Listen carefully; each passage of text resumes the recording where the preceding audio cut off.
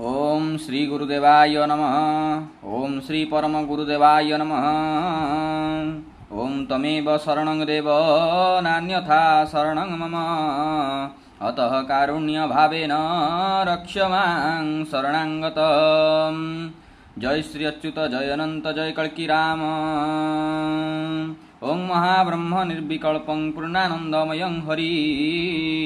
सर्वघटे जहच्युत तस्य पादे नमाम्यहं। तस्य पादे नमाम्यहं। जय श्री अच्युत। प्रिय भगवत प्रेमी मालिका प्रेमी दर्शक बंधु, सत्य शांति मार्गदर्शन यूट्यूब चैनल को आपण मानंकु हार्दिक स्वागत। प्रिय मालिका प्रेमी दर्शक बंधु, आज भिडियोटी केवल आपण मैंने ए वॉइस टी शुणवे मु कौन कहूँ चाहूँगी। ये भिडियोटी केवल बेणु बाबा निमित्त ही होती। आपण भावुए कौन हो बेणु बाबा कथा देखु आज्ञा। जो पूर्ववर्ती भिडियोटी मु बेणु बाबांकर करी बाबांकर से भिडियो रे बहु किछि आपण जानिबा को पाइथिले। महापुरुषंकर लीला खेला एवं से काईकी आसीचंती एवं से जो आमर जो नईबाली रे से जो महापुरुषंकर करथिले विग्रह करी क्षेत्र केमती भक्ति भाव में पूजा अर्चना करुथिले। ता परवर्ती भिडियो रे मु बाबांकर गोटे भिडियो पई रिक्वेस्ट करथिली कल्कींकर से जो लीला प्रकाश निमित्त कल्कींक विषय रे महाप्रभुंक विषय रे किछि आपण से विषय रे कहंतु तांको आगे रिक्वेस्ट करथिली। तो सी भिडियोटी कही संपूर्ण भिडियोटी जहाँ कहवा कथा कही कल्की महाप्रभु विषय रे। किंतु आपण विश्वास करेनि एटा कौन केमिति चमत्कार कथा से भिडियोटी करके मु घर को आसीनी केमिति हठात डिलेक्ट हो सब बड़ आश्चर्य कथा। हुए तो बोध हुए प्रभु चाहूना जे से भिडियो हो बोली प्रभुंकर निर्देश नाही। तेणुकरी आमे भी से भावी नेलु भिडियोटी भी मध्य सईला। तापरे बेणु बाबा किंतु रागी गले। तापरे कहले कि आउ तुमे गोटे तू कहीं भिडियो कलु एमती बहु कथा किछि कहिसंती भिडियो माध्यम रे। कहले से प्रकाश होइनी आउ से समय आसीनी एमती सब बहु किछि कथा कहले। तापरे विश्वास करेनु घर को आसी नहीं से भिडियोटी ऑटोमेटिक डिलीट हो गला।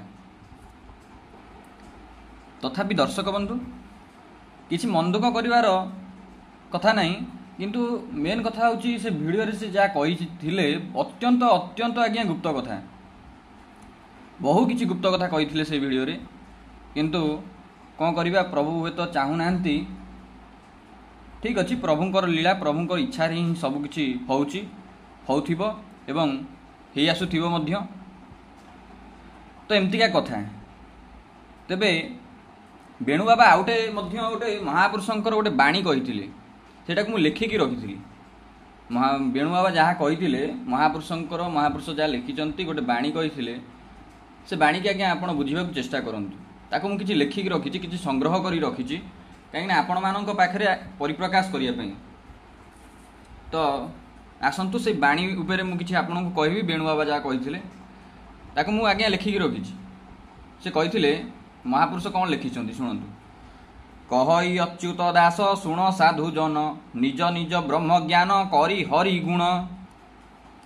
प्रभुर अद्भुत लीला जगते व्यापीब कली कलुष नासिब भय जे छाड़ब। रामचंद्र 17 अंकरु जेहू पुण 42 अंक जाए पृथ्वी कंपमान। 24 अंकर जाए हेब गोल गुंडा रामचंद्र देव संगे लड़ी बजे पंडा। ए कली जुग अटई बहुत भीषण ए जुगरे भक्ते बहु लभिबे कषण। श्रीमुख वचन केबे आनटी नुहई अनंत कोटि वैष्णव सेवा पाद दुई। कली जुग पाप ताप खंडनर पाई कल्की राम अवतार हेबे भावग्राही। चित्रोत्पला नदी तटु बाहर होइबे चतुर्दश ब्रह्मांड को कीर्तिर खाइबे। जहार ए आज्ञा अटे जगते विदित जहा नाम धरी भक्ते अछंती जगत। अनेक दुष्ट बल जे होइबे प्रबल पिता पुत्र न मानिबे होई मत भोल ए जुगर धर्म मान अति अलौकित कहिले तो आगे मुहि शुण हे अच्युत तुम्भे मोर भक्त जेणु कहिली तुम्भंकु न कहिब काहाकु जे आंभर काहाकु कथाकु न कहिब काहाकु जे आंभर कथाकु नीलाचल धाम छाड़ी आंभे जीवु पण जगत से बेले दिशिब हे अशुभन चित्रोत्पला नदी तटे आंभे हेबु जात आंभ माया कटकरे करिबु जे ख्यात देखंतु आज्ञा ए बाणी रे कोन सब लिखा है अति अति गुप्त कथा ए जो कथाटी पढ़िली लिखाई महापुरुष लिखिं वेणु बाबा कहते महापुरुष लिखिं जे महापुरुष कौन लिखिं वेणु बाबा ताकू माने सही कथा मते कही मुझे लिखी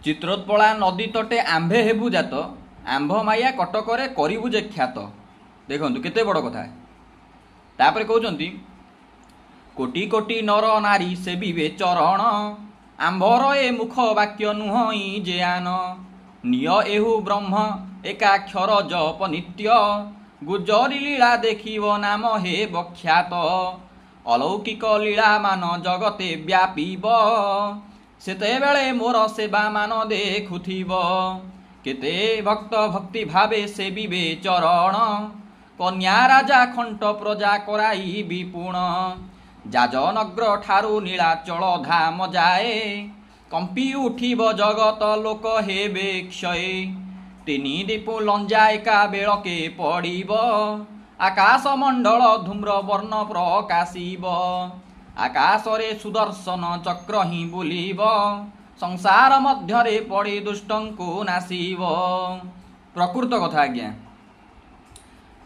ए जो कथा ये बाबा गोटे कथा कही महापुरुष जो तांको लेखनी रे लिखिचंती एटा वर्तमान भी आज्ञा कौन होनी आपण अनुभव कले देखे लिखाई आकाश मंडल धूम्र वर्ण प्रकाशिब सीटा होची आज्ञा एबे आपण माने जानिथिबे तापर लिखिचंती तापर मत से कहिचंती जे आकाश रे सुदर्शन चक्र ही बुलिबो निश्चिंत आज्ञा वर्तमान जो म्लेच्छ संहार चलची आमरटा देखुथिबे फाइटर जेट जो बाहरला तापर जो युद्ध सब अस्त्र सब बाहरी पाकिस्तान उपरे प्रयोग करा जाइतला गोटे सुदर्शन नामक अस्त्र गोटे अछि जाकि महासंहारकारी सी वर्तमान कथा कहूँ आपन तो महापुरुष जहाँ से कालू लिखिंट वर्तमान आज्ञा से सब आम पढ़ुचे जानुचे बहु निगूढ़ कथा आज्ञा से बाबा से कथाटी को मुझे लिखिकी रखी एटा बहुत भल पद और स्वर स्वरटा भी बाबा कही जे यही स्वर आर एवं यही सब कथा एमती पढ़ा जीव तेणुकर यही सब मत बहुत भल लगे बोली आज्ञा मुझे लिखिकी रखी तापरे से कहते संसार मध्यरे पड़ी दुष्ट नाशिब तापरे कहते श्रीचरण छुईबारे सत्य एबे कर केबे न कहिब मूर्ख जनक पाखर प्रभुर महिमा बोली धर्म पाली थीब दया धर्म सत शांति भाव प्रकाशिब कली जुग लीला देखी हेब भोलमती नथिब मनरे कार क्षणे मात्र भीति जगत जीवन प्रभु करिबे भूषण भकतंक कषण जे मेंटी जीव पूर्ण भकतंक कषण जे मेंटी जीव पूर्ण पद्मे भक्त जेउ दिन पूरण होइब सेही दिन महानदी बढ़िण उठिब चाहू चाहू क्षण करे जगत घोटिब राम नाम सबुबेले नग्रे जारी हेब घरे घरे भागवत पढ़िबे सकल जगत सेतेबेले जे दिशिब उज्ज्वल उत्तर दिगु सन्यासी माड़िन आसिबे जाजनग्रे घेरी जीव सर्वे देखुथिबे ए कथाटी कहला परे से मते कहितले देखियो बापा जे उत्तर दिगु सन्यासी माने माड़िन आसिबे तांको भीतर भी आज्ञा परीक्षा हबो परीक्षा निरीक्षा हबो केउ माने प्रकृत सन्यासी आ केउ माने प्रकृत नुहंती काहेकि ना वेशधारी भी अछंती तांको भीतरु से सही कथा कही उत्तर दिगु सन्यासी माड़िन आसवे जाजनगरे घेरी जीव सर्वे देखुथिबे जाजनगर सब घेरी जीवे विरजा पाखे जो परीक्षा निरीक्षा हम माँ विरजा निजे परीक्षा करेंगे सन्यासी मानकर से कथा सी कहते से डाकी आउटा कथा लिखाई विश्व ब्रह्मांड जाक जे कंपिण उठिब महाघर शब्द जे ब्रह्मांड घेरिब माघ मास शुक्ल दशमी गुरुवार रे से दिन भक्त को भेट दे दामोदर रे कला धला अश्व परे चढ़ी जगन्नाथ भ्रमण काले भक्त भेटिब अच्युत भव भय परिहरी भक्ते हे बेठूल जगत से बेलरे दिशिब उज्ज्वल पश्चिम दिगु जवन माड़ीन आसीबे जोबरा कटक घेरी सकल रहिबे दक्षिण दिगु तेलेंगा मुकुंद आसीब खंडगिरी गुंफा मान खोजिण देखिब जगन्नाथ धामे गंडगोल जात हेब गोलकुंडा राजा रामचंद्र देव थिब गुपत होइन राजा बलंकु देखिण कली शेषे बाहरिब राजन जे पुण एक दिने 13 कोटी होइबे जे ठूल महागोल हेब जान महोद अधिकूल सकल निंदिबे जगन्नाथ दारु मूर्ति हिंसा कपटे चलिबे सकल दंपति प्रभुंकु निंदिबे जेणु मरीजिबे तेणु जवन अंश जे भये पलाइबे तेणु शिवराज बाहार जे होइबटी पुण महासंग्राम करिब भुवनेश्वरेण एहिपरि केते राजा बाहार होइबे ढेंकानाल शंकर प्रताप जे लढ़िबे कहुअछि चेता रखी थिबु तु भकत प्रभुर नाम सुमरी रहतु निश्चिंत अणाक्षर एकाक्षर भज बारंबार मरहट्टा राजा माने होइबे बाहार कलकी रूपे जे प्रभु होइबे बाहार कोटि कोटि भक्त थिबे प्रभुंक संगर कोटि कोटि भक्त थिबे प्रभुंक संगर पंचकटक मध्यरे करिथिबे ठणा कहे अच्युत प्रभुंक नाम हे बगणा कहे अच्युत प्रभुंक नाम हे बगणा।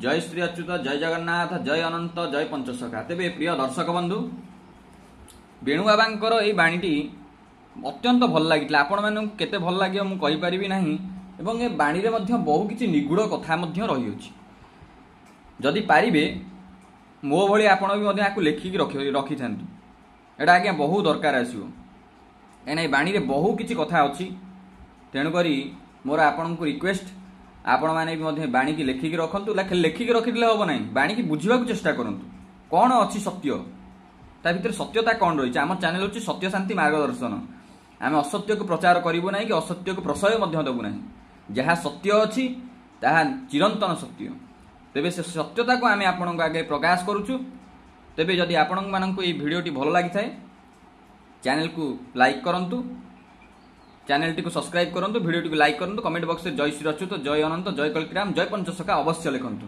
तेबे आज पई रहुची नमस्कार जय जगन्नाथ।